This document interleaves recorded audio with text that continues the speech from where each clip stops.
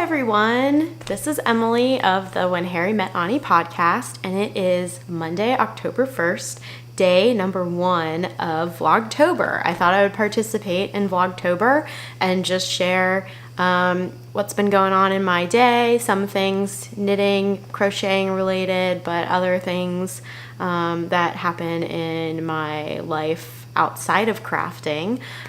So here goes. So today in the morning, I went and picked up my wedding dress. I got to try it on. The tailor did a fabulous job. My wedding dress has sleeves, and she shortened the sleeves because I'm only 5'2". She made adjustments to the top of the dress, and she also hemmed it. So I got to try everything on. My mom was there, and it looked great. So I'm really excited, and we're one step closer to the big day. Also at the dress fitting, my mom gave me a book that my dad had bought for me, so I'll probably start reading this. I'm a big true crime fan, so I've read a few of Anne Rule's books, so I haven't read this one though. It's called And Never Let Her Go, Thomas Capano, the Deadly Seducer. So I think I'll start this. I'm in the market for a new book anyway, and I usually can zip through these pretty quickly. So yeah, I'm excited to start this book. What else happened today? I went to work. Not much to report there. It was a pretty quiet day. I shared with some of my fellow knitting group ladies my haul at Knitter's Day Out. I just told them about it, but tomorrow at our designated knit day, knitting lunch, we're all gonna bring in our purchases and do a little bit of show and tell. So I'm excited about that.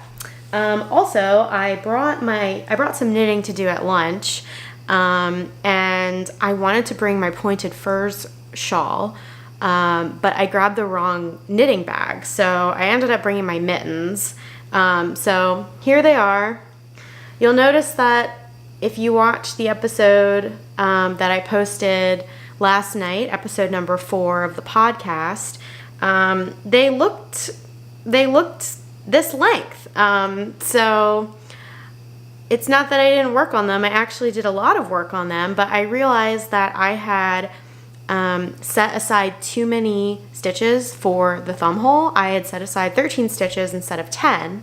So I ripped all the way back. I had done about 22 rows, I want to say. I had gone past the pinky and everything, but the stitch count was really getting to me. So I identified the problem, and at lunch, when I realized I had brought the mittens instead of the shawl, I spent the majority of my half-hour knitting ripping back everything. And then I didn't have a tapestry needle, so this is a paper clip.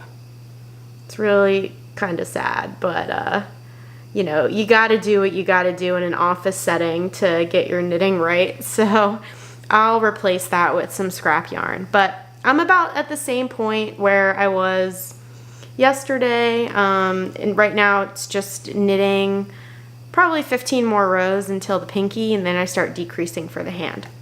So that was what I was working on today. And I was excited because I got something in the mail that I had totally forgot I ordered, which usually happens. But last year around this time, my fiance and I went to a wedding out in Duluth, Minnesota, and we came across a yarn shop as we were driving along the coast of Lake Superior. And they had a pattern, or they had a sample knit in the shop that was the cutest baby sweater I had ever seen. And I really, really wanted to make that sweater. I have no business making baby sweaters. I don't have children. I don't really even have close friends that are expecting or have really young children, but I bought yarn anyway for a sweater for a baby, for a pattern that I didn't have and that the shop owner could not find on Ravelry. So it was a real gamble. But anyway, I bought the yarn that the test knit was made of, and it is Sirdar, I hope I'm saying that right, Snuggly double knitting, and it's really soft. So I got 2 skeins of that. And these don't have like color numbers, but it is shade 0320. And I found that like if I plug it into Ravelry, it might come up with a color. So who knows? So the other day I was cleaning my office and I came across this yarn again, and I came across a receipt that the shop owner had written the pattern and the pattern number down for me to see if I might be able to find it. And lo and behold, I went online and I found a company called loveknitting.com that claimed to have the pattern. I think it was like maybe $5 or $6 and they would ship it to me. And I took a risk because it didn't look like the most legitimate website. But today in my mailbox, the sweater pattern arrived. So here it is. It is called Sirdar Snuggly DK, pattern number 4583. And you can make a sweater for a child up to 7 years old.